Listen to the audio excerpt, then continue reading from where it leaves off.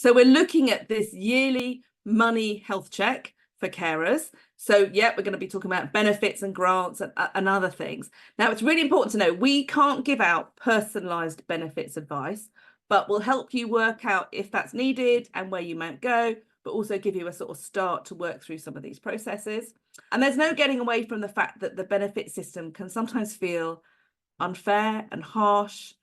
And whilst we all do love a good rant, having that kind of rant isn't going to be helpful or have a positive impact on what we're going to do. But we absolutely hear you. And the hope is that by the end of the event, we'll all have some sense and know what benefits might be relevant to us and what other financial support might be relevant. We'll be also thinking about the changes in our situation and if those changes might change what we're eligible for. And it can happen either way. We'll use one of the Mobilise tools to have a look at that as well. And the good news is you're not just hearing from me. I've got my carer guest with us who I'm going to bring onto screen now. Let me add Cairo in. So welcome, Cairo. Cairo is well known to us and is actually one of the original co-founders of Mobilise. So the original member of the carer community here at Mobilise, really. So a big thank you to you for joining us.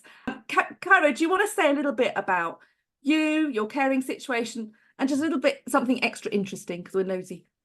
Yeah, so thank you, Suzanne. About me first, I'm also an accountant, a chartered accountant, so numbers come quite naturally to me, which is definitely helpful. I've been caring for my mum who has borderline personality disorder, but also unfortunately had quite a few strokes, quite major strokes, so she is partially paralysed down one side, so she has quite severe mobility issues. Since about 14, so kind of had the whole carer's journey through being a young carer, a working carer. And then me and my family relocated to Dubai. So currently sitting in Dubai, 28-degree heat. It's absolutely lovely, not to rub it into all the people where it's raining. And that's really changed the relationship with caring. So my younger sister has taken up the day-to-day primary caring for my mum, and I'm now kind of a remote carer, which is a really interesting dynamic because me and my little sister don't always agree. So we have these kind of who knows best, and that creates quite interesting dynamics. Something about me that's a little bit, so me and James, who started, I started Mobilise with, we were reminiscing, and it was our anniversary, and it's amazing how many of the things that have kind of come to life kind of started with just little conversations over, if I'm honest, glasses of wine. And I suppose I don't say this enough, but like seeing Mobilise flourish, honestly, like makes me have a warm, fuzzy feeling inside, and seeing this kind of thing. So I always jump at the chance to be part of it. My name, Cairo, is Maori for cabbage. So my mum, when I was born, was on quite a lot of morphine. She heard the word and said, "Oh, I like that. I'm going to name my child that." And then we found out that it means cabbage. So I love cabbage, and maybe that's why. But yeah, my name means cabbage. Super excited to be here. In terms of about the kind of finances stuff, I thought this was going to be a ranting session, Suzanne. I've got a whole list of stuff to rant about. PIP, wow, please. And I will try to refrain from that. But I think, the one thing that just as an opening point, the word budgeting is different from different people. And I find that really difficult, right? So I'll talk about my wife for a moment. What I mean as budgeting is making sure we have enough money to get to the end of the month and not running out.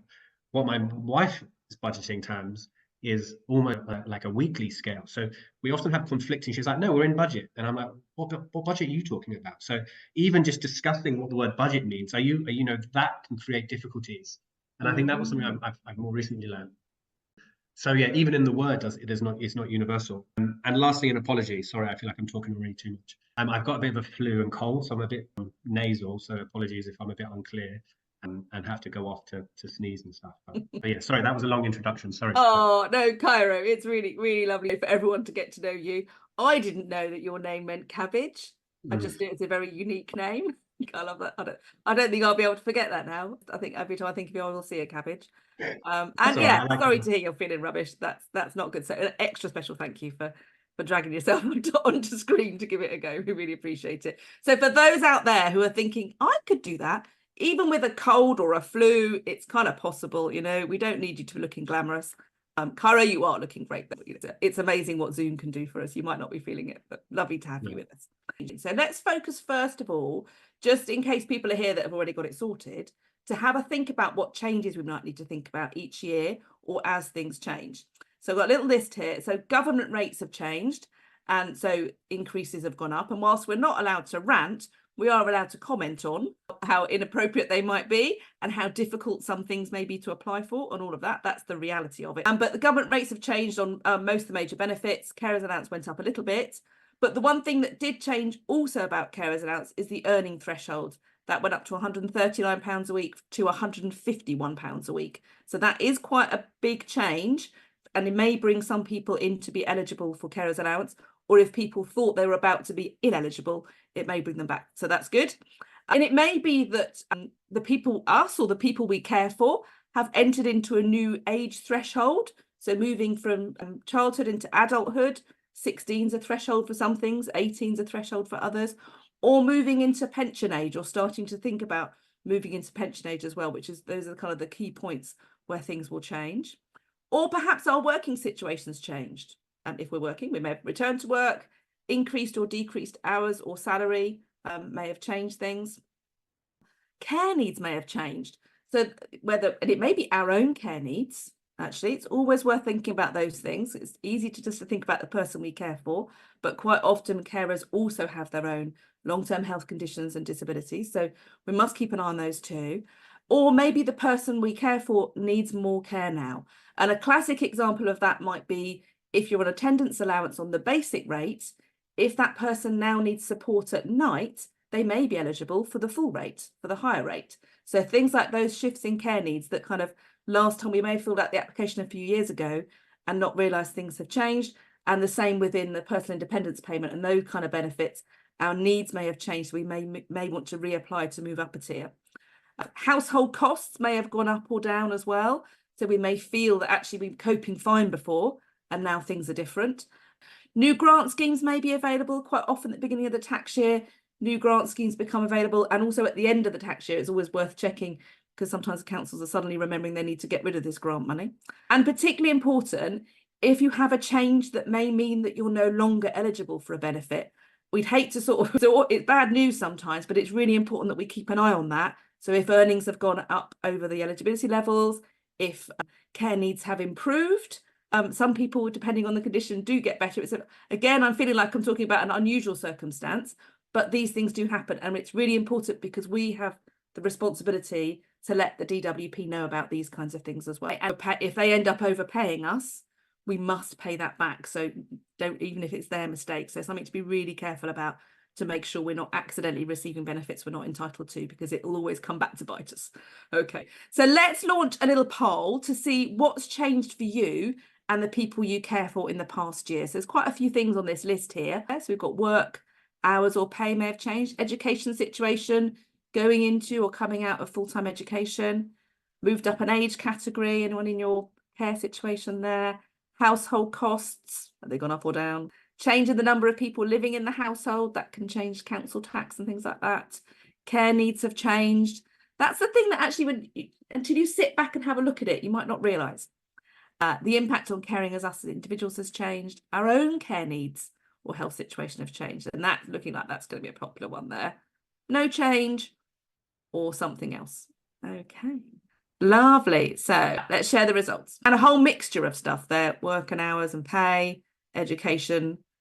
The only thing that's not changed is the number of people living in the household out of the little bunch. And Suzanne, it also all changes at different times. It's not like it's always on like the April that like you're like, oh, I've just got my head around it, and then suddenly, oh no, that's changed. It's such a moving beast. Yeah. I mean, I'm an accountant, and that hurts my brain, and it's amazing how you've got to try to keep track of this stuff. Yeah, really, you want to check in on it annually, but just whenever something changes, isn't it? It's getting in that thought process of keeping an eye on it. Fabulous. Right, let's bring Cairo on.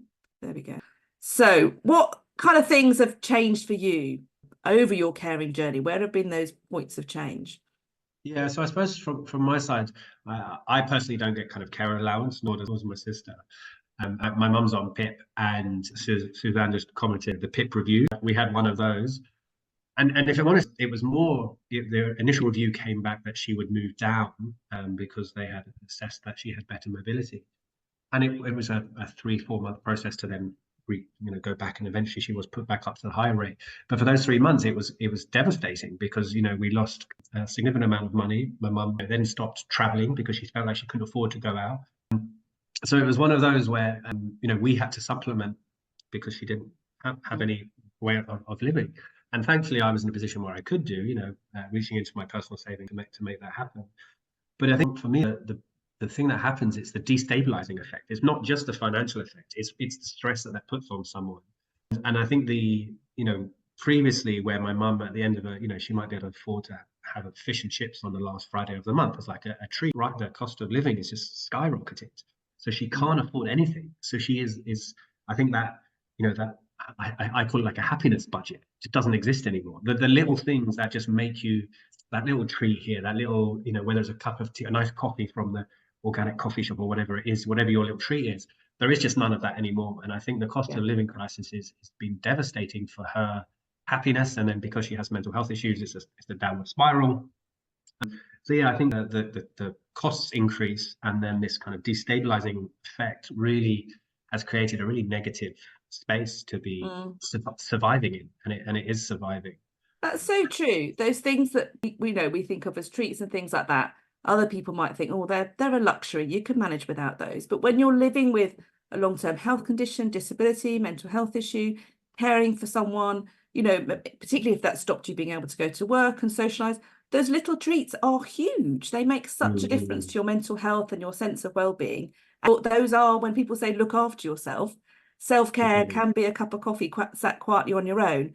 That's not it's not really a luxury for those in this. I would push hard. It's not a luxury, it's a necessity. You need it to keep level, it's and it can be different for people. My mum's really into knitting, so buying some new wool that she thought was pretty is a big thing for her. And she was literally complaining to me yesterday how expensive wool has become because she went to the local wool shop. So I think that it just has all of these dominoes into every part of your life and to your existence, that it makes it really difficult. But yeah, so in terms of the original question about, there's been little change. There was a bit of a period where it went down. There's been little change, but because everything else has gone up, it feels like a different world we're trying to live in. Yeah. And that period when it went down, there's not just the financial implication, there's kind of the not being seen, the assessors or whoever don't understand how difficult life is. And it can make you question yourself, like, am I a bit making a fuss here? Should I just get on with it a bit more? I think just what that says to you, both as a person caring and the person living on that condition, it says like, people don't care. People don't see how difficult it is for me and how important these, getting out and about is, and what a huge difference it makes. And I think also that it has impacts other ways. So our local chemist, where she gets her medication, they've cut the amount of staff there. So there's a longer queue when she has to wait. And for her, waiting for an extra 20 minutes is incredibly difficult. And so that kind of, it goes into so many different places in her life and stuff. And I think the cost of living stuff, it's really difficult, especially as someone trying to support her from afar, because there's only so much you can do. And the one thing I would recommend is she uses quite a lot of these kind of comparison sites for like changing Wi-Fi and that kind of stuff. And actually, it's a bit of a hassle. Like, it's not an easy thing to do, but there is some savings to be had in those kind of things. But like I said, from afar, I mean, all I feel like I'm doing is putting plasters on it. There's not much changes, and you hope that over time things will get better. But yeah, it feels like a period of just get through it and then flourish later. But it's difficult. Martin Lewis would be saying, oh, get yourself on a comparison website and just switch, as if it's so easy. But we all know, it's another thing we ought to be doing. And that's the sort of thing is that something somebody could help you with? Is there a friend who could come round for a coffee? You make them a coffee, they sit and help you out with that little thing, or maybe an organization that can help with those things as well. I think actually recognizing how difficult they are, and you're not failing because you haven't got round to do them. It's another area where you could do with a bit of a boost of support. And some people are great at it, right? They've got a natural. So one of my best friends is the best complainer I've ever met in my life, right? He will write complaint letters about, he enjoys it. He finds it as a challenge. He complained about the soap being too fragrant. He said, I bought your soap, it was too fragrant, I found it off-putting. And they sent him like 10 packs of free soap. So he kind of does it now as a bit of a challenge. So anytime there's any issue, I'm like, so my mum bought some glasses and I think she was pretty much ripped off. So I got him to write a complaint letter, and they sent her like a £200 voucher. Like, but he, like, honestly, if I could sell him, it would be the best thing. He was, but so like you said, like, reach out to someone who's, if you're not great at doing this kind of stuff, and it's a massive thing, find Yeah, someone who can help you. His name is absolutely. Greg. If anyone wants to use my friend Greg, I'm sure We'll he'll just use help. Greg. He can use it. There's Gwen in our community as well. She's good at getting her money back. If you can get your Sky package reduced or something by £5 a month over a year or 3 years, probably till the next time we look at it, that has quite a big impact. And actually, it's normally quite quick. Once you've done it, you don't have to wait. Like the DWP things, we might have to wait 12 weeks to get an answer. Whereas something like that, once you've found an answer, you'll get that. And I know things like car insurance has been really gone up this year, so it's worth shopping around there. But another top tip here, if you're complaining or like things like trying to renegotiate your Sky or Virgin Media packages and things like that, get their WhatsApp number, because then you can have a to and fro with them without having, like, then if you have to suddenly drop out the conversation, you know, then you can jump back in when you can come back to it rather than having to hang on the phones. That works quite well for lots of complaints and things. Yeah. And just one other tip on that as well is the threat of moving can often get your discounts. So even if you go, look, I don't really want to move, but you know what? I'm going to ring them up and say, hey, I've had a better offer. I'm going to move. And it's amazing how often they say, oh, actually, we can also offer you. And you're like, well, why didn't you offer that before? But even if you don't want to move and you're like, actually, it's too much of a hassle, even just ringing up and saying, I'm thinking about moving, can release stuff. And then worst case, it's a phone call and that's it. And you can close. But it is effort and it's painful. Joe, do you want to come in on that? Yeah, I was quite skeptical of all these comparison sites. And like many of you, I found the cost of living crisis difficult to navigate for lots of different reasons. But I went through a period of just literally doing everything. And it was tiring, but it was like, okay, this week I'm going to tackle utilities. So like look at my gas and electricity, which is the easiest one, by the way, to do. Like genuinely, it's very, very easy. And then I did my home insurance and car insurance and stuff like that. I use like compare the market. Like there's tons of them. I actually don't think it really matters which one you use. They probably all draw from the same places. But the key thing I found was particularly important for broadband or TV or stuff like that was having a good comparison from another provider. So being able to go into that conversation where you're going to renegotiate your costs and say, look, if I'm a new customer with Virgin switching from Sky, they're going to give me this fantastic offer. What are you going to do about it?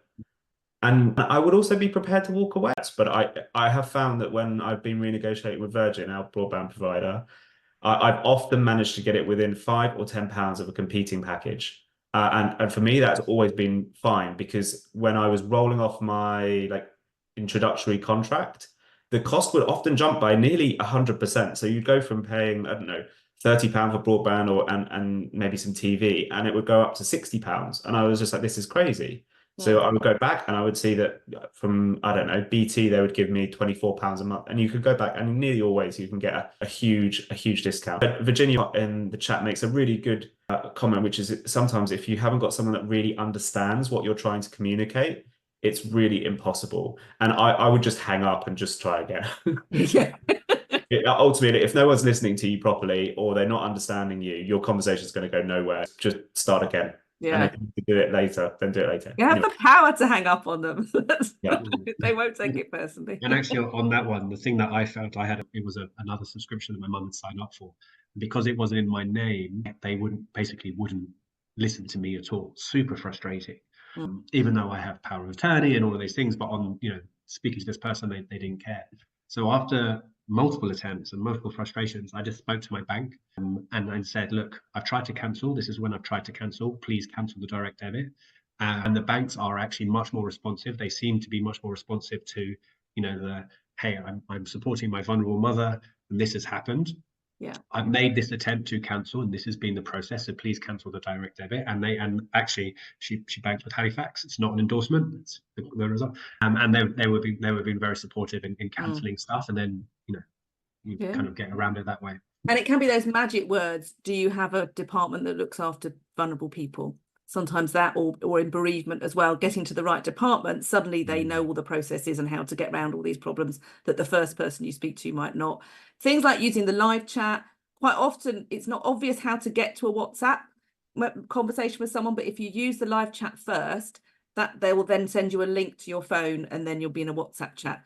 And that then means next time you've already got it. You just save them as a contact and go back to it next time to restart, because they'll have your reference number and know who you are, etc. So that's awesome. Joe, you want to say again? Come on, Joe. Sorry, yeah. Another really top tip here is I think about taking a whole household or a wider household approach. So I know that some providers will do your phone, your broadband, your mobile phone, and your TV. But like if you add then another mobile phone contract, like you can get that really, really cheap at that point, just by having everything in one place. So do look at some of those bigger offers for moving everything in one place. And the same is massively true of any of your subscription services. So if anybody is subscribing to things like Netflix or Spotify, like take a look at how many other people in your little sphere, so within your family or your friendship groups, are also doing these things, because quite often it costs an extra £2 to add one person to a contract, for example. But actually, you're able then to share the cost of the contract across a number of people and really get some savings that way. That's really good. And I was just thinking about lots of carers are caring for people across households. So they're kind of managing 2 or 3 different households. So there's a perfect example, kind of bring it all under your umbrella and give them access to your thing. That sounds like that could be a way of saving money as well. So there's lots of different ways here. I love how this has naturally kind of come up as a topic. Fabulous. We'll have a little look more in the actual benefitsy type stuff as well. But if you're noticing stuff we've said today or stuff that's coming up in the chat, start your little list of things you're going to follow up on and you're going to do. Okay, because we're all going to help each other to make sure we do follow up and do these things. Otherwise, you'll just go, oh, that's a really good idea. And then we'll end the call and off you go to do the next thing, and you'll have forgotten about it. So make a note of anything that you'll think, I definitely need to follow up on that one. So what have we accessed so far? So it's a bit of a long list, but let's share this poll, which, as well as a way of just checking in on what you've accessed so far and what we already know about, will be a way of seeing what else you might be missing out on. So there's a whole long list here, and I'll sort of talk about some of them in a little bit more detail and show you where you can find out some more. So there's personal independence payment, disability living allowance, attendance allowance, carers credit, universal credit, the carers element of universal credit. If you're on universal credit and you haven't heard of that, someone's been keeping something secret from you. So it'd be good to find out about that. Pension credit if you're on low income and the pension age group. NHS continuing healthcare, providing care for someone that has nursing needs rather than social care needs. That can be paid for under an NHS budget. It's very hard to get. It's very strict and narrow criteria, but it's worth knowing about.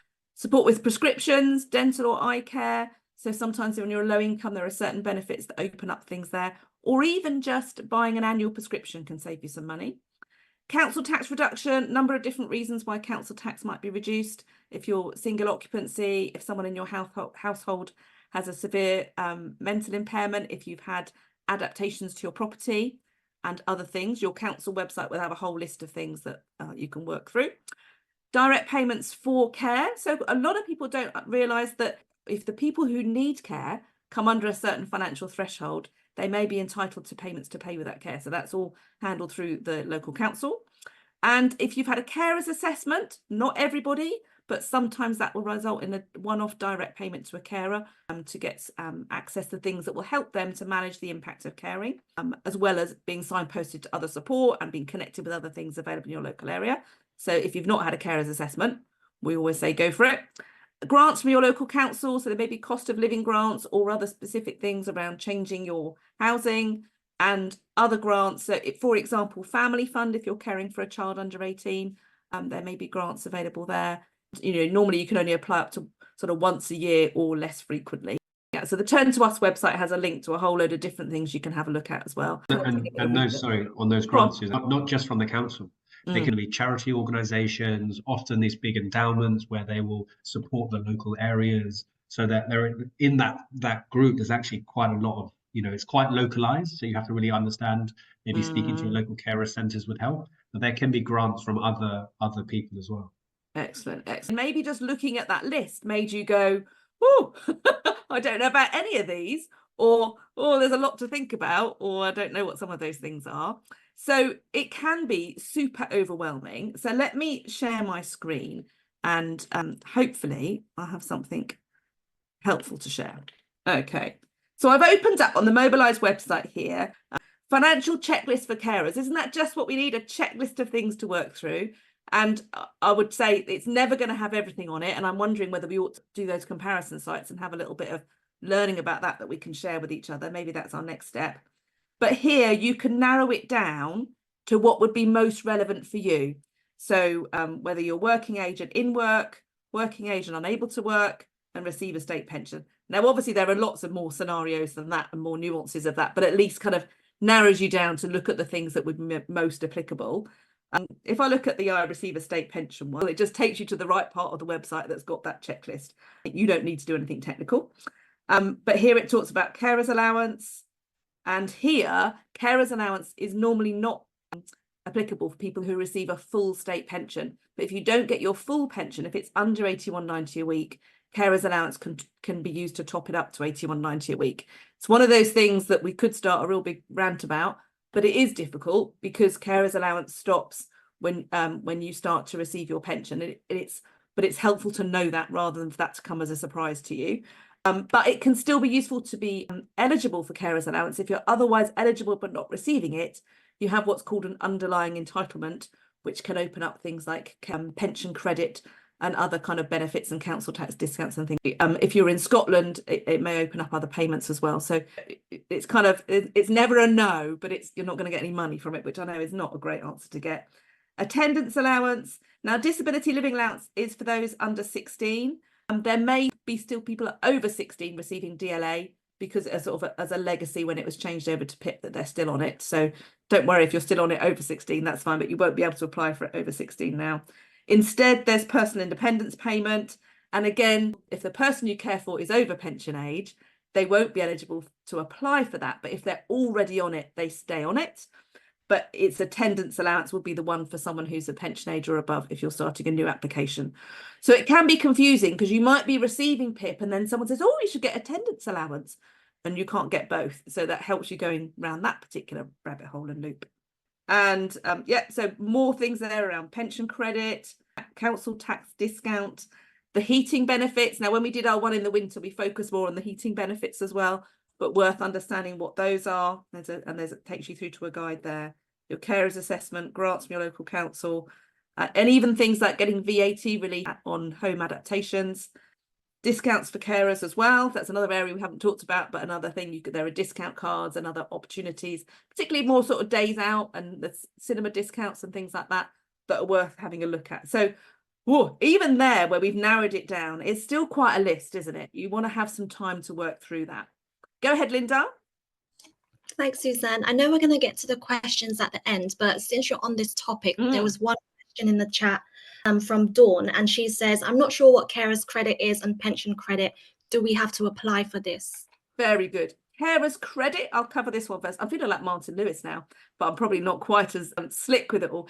Carers credit tops up your national insurance if you're not working or if you're on a very low income. If you already have carers allowance, you don't also need carers credit, so that's ticked off for you. If you're not eligible for carers allowance, for example, if your caring hours aren't high enough, then do apply for carers credit to top up national insurance. You only need 20 hours. And also the other difference with carers credit is the person you care for doesn't necessarily have to be on a qualifying benefit. The doctor or a health professional can fill out a care certificate instead. So, for example, if the person you care for refuses to apply for PIP or attendance allowance, and therefore you can't apply for carers allowance, carers credit will at least fill in your national insurance contributions, so that when you receive your old age pensions, you need to get up to 35 years of contributions. That's something worth looking at. Martin Lewis would always recommend that you go on the national insurance site, on the government site, and check if you have any gaps in your national insurance each year to make sure that you've kind of got the maximum top up that you have.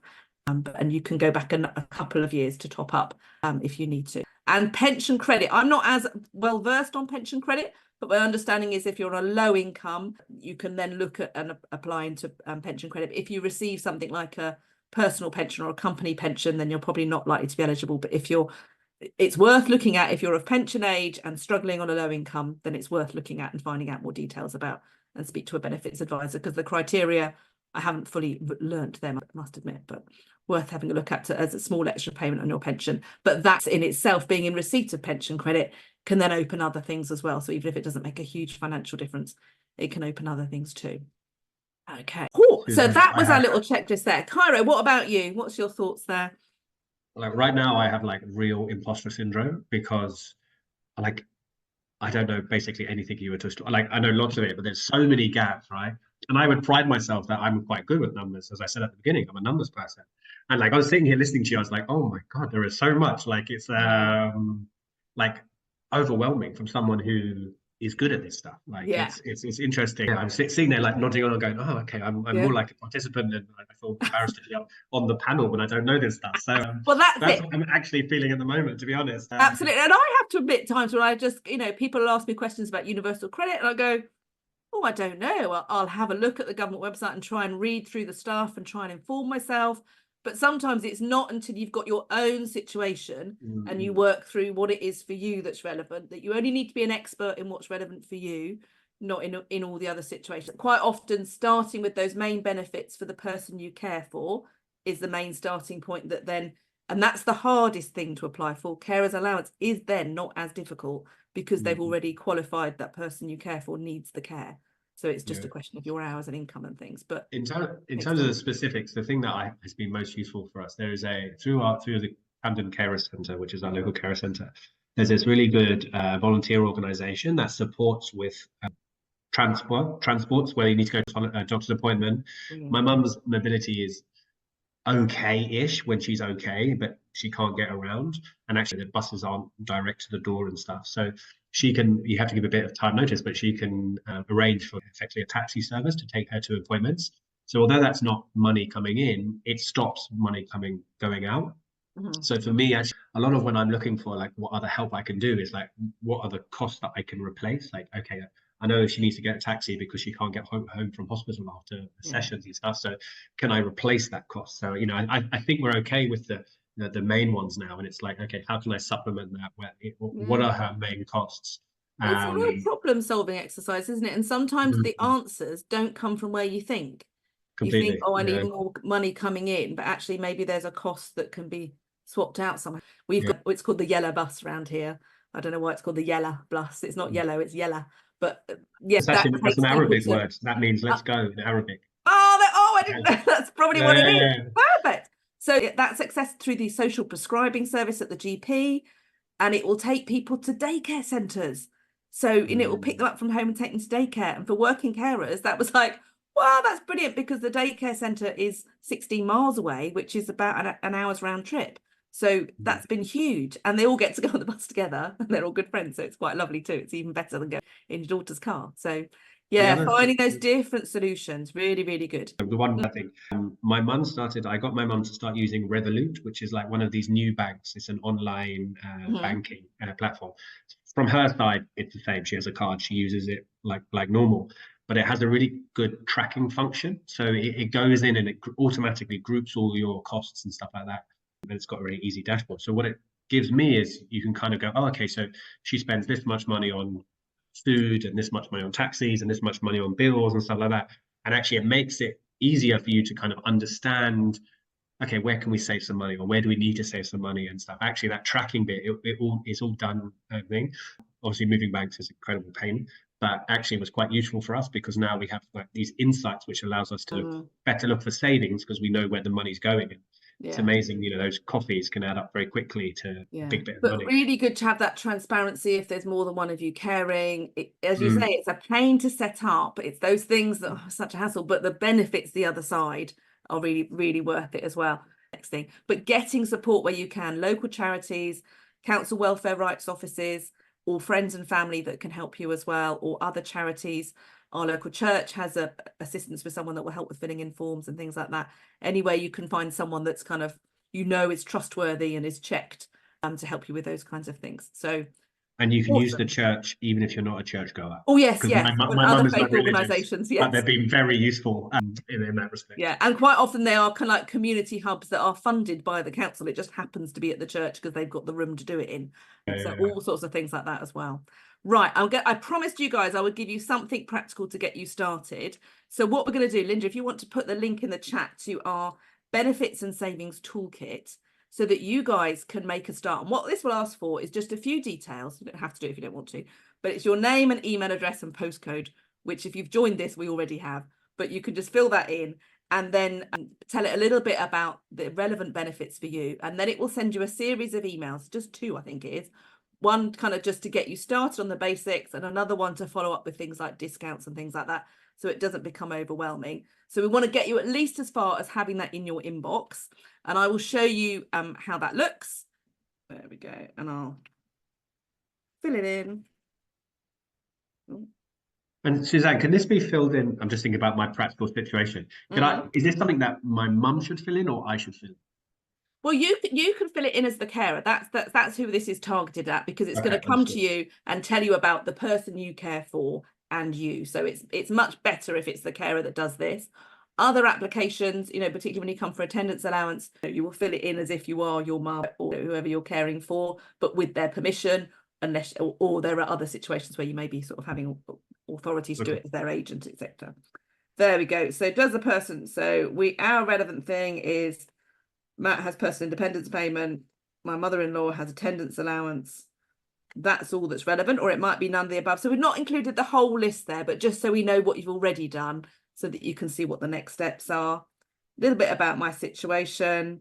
I'm working full-time, so over 151 a week. And then I click submit. And then all done, there should be a benefits and savings toolkit in your inbox shortly. But very quickly, are there any questions I need to cover, Linda? I know we've been chatting away, us happy lot. Yes, there are just Good. a couple of questions. So one from Michelle. She asks, what on earth is universal credit carers element? And the second part is, if I apply for carers credit, might they also look into claiming carers allowance for me so I don't have to? Okay, so universal credit, again, I'm not the expert in this one because it's a benefit that goes beyond just caring situation. So if you're on a low income through not being able to work for whatever reason, you may be eligible for universal credit, which is the main benefit that's paid to most people who are on, people say on benefits. Universal credit is the main one, and it's a fantastic thing. That's what the whole idea of our social security system is, to support people that can't work for whatever reason. So, and you will have different levels of universal credit depending on your situation. And one of those is, are you caring? And then they may add to your universal credit the carers element. Now, for those of you that receive universal credit, it's good to know that if you also receive carers allowance, they take carers allowance off your universal credit pound for pound. Another one we could have a good old rant about, but let's save our energy for the right people. But it's good to know that's what happens. If you also get the carers element, that makes your universal credit topped up a little bit more. And the benefit of having carers allowance is it's better for your national insurance contributions, having that carers allowance in there. And also then it's in place if ever your universal credit stops, etc., and can give you access to other things. There's some places where if you're on carers allowance, you can have a cheaper gym membership in some local areas and things like that. So there can be other benefits of having that carers allowance, even though it seems like financially you're not better off. So yes, and if you were to apply for carers credit, no, I don't think the DWP are that clever that they would think, hang on, this person could get carers allowance, let's make sure they apply for that. I don't think they're going to be that helpful. So I would recommend, if you think you're eligible for carers allowance, then apply for that one and only apply for carers credit if you're not eligible for carers allowance. So start with carers allowance first. But before you apply for carers allowance, the person you care for needs to be on the relevant benefit like PIP or attendance allowance. That has to be in place first. So start there if that's not in place first. Hopefully you guys have made a note of what you're going to do next. You've got that takeaway. It's something you're going to look at and try, even if you thought you'd covered everything. Even things like a blue badge, it costs £10, but it can reduce the cost of parking and take the stress out of parking. And if you're at a hospital a lot, that can make a huge difference. So it's all about what's most relevant for you and what's going to make the biggest difference there. A really good point there. We shouldn't feel guilty about applying for benefits. You are doing an amazing job caring. This is the only way it can work. We know it's not enough, but you absolutely deserve it. And whatever you can get through your carers assessment and things like that, it's not around playing a system. It's about what you are entitled to. Joe, a final thought? Just a quick question on I wonder if Cairo, if you had any advice on where to start with that savings journey. Yeah, it goes back to one of my first comments around budgeting. I think having a savings goal, savings just for no reason is really difficult because you can just spend it. But if you say, do you know what, I really want that bike or that TV or that holiday, and having like a really clear kind of goal, and then it's like just starting towards it. You know, in my experience, when people think about savings, they're like, oh, I put away this each month, and you get there. And that can work, but for some people, you might have bad months and you might go the other way and you might overspend and stuff. But I think just kind of keeping towards that goal, having something specific in mind, like, okay, this is what this is and this is what that money is for, can really help. And I think it was in the chats, a couple of things in the chats, right? There are some banks that can help with that. And one of my favorites that my mum uses is the roundup. So if she goes to a shop and spends £12.13, it rounds it up to £13. So that 87 pence, excuse my maths, is then put into a savings account. And actually it doesn't feel like very much, but adds up quite a lot. Yeah. So I think it's little and often, and having a goal, and then a little. I'm trying to lose some weight at the moment. It's the same thing about a diet. If you have that bad day and you eat too many hamburgers, then don't feel bad the next day. Just keep at it, And I think there'll be months where you just have expenses that you weren't expecting. Don't feel bad about it. You just get back on and just trying to start inching towards that little bit. And to be honest, old school piggy banks still work for me. Change in my pocket, putting into a piggy bank. I'm always amazed. You open it up and you're like, oh my god, there's like 27 quid here. It's just like pennies. It's sometimes those little things, isn't it? That's awesome. There's two things about savings there. There's saving money on something, like if you've managed to sort of swap something and you're saving money, that can be the money that you save, that you put aside for something else. Sort of learn it. If you've always gone without it, you've never had that money, and suddenly you have, putting that something somewhere. And I know lots of people, it can also be about saving for a rainy day as well, can't it? Because we just don't know what's around the corner. So it can give us. I just find that hard. Yeah. I spend that money. That's an awkward, I find save for an umbrella instead. yeah, exactly. Thank you everybody. Thank you, Cairo, for joining me as a guest. Thank you for all your questions and amazing ideas and thoughts in the chat there, and also how kind of real you're being about how difficult it is, the challenges you've had. It's not as simple as this. Absolutely great to see that there. But thank you everybody. Thanks for joining us, and I'm looking forward to seeing some more guests on Mobilise Live soon. Tell me if you'd like to join. Bye everybody. Thanks everyone so much.